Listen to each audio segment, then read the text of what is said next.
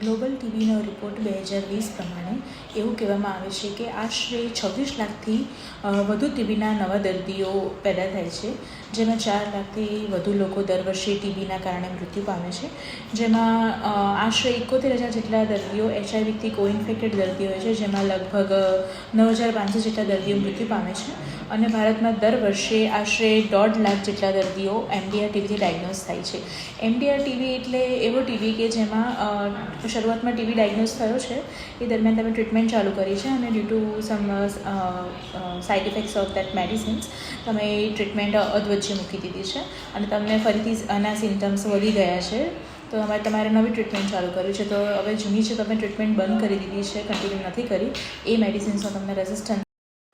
તો ભારતની વાત કરીએ તો ભારતમાં દરરોજ 40,000 વ્યક્તિઓને ટીબીનો ચેપ લાગે છે અને 5,000 ટીબીના નવા કેસો શોધવામાં આવે છે. 1,000થી વધારે લોકો મૃત્યુ પામે છે. પ્રત્યેક 2 મિનિટે ટીબીના કારણે એક વ્યક્તિનું મૃત્યુ થાય છે. વિશ્વના કુલ ટીબીના કેસોમાં 5મા ભાગનો કેસ ભારતમાં જોવા મળે છે.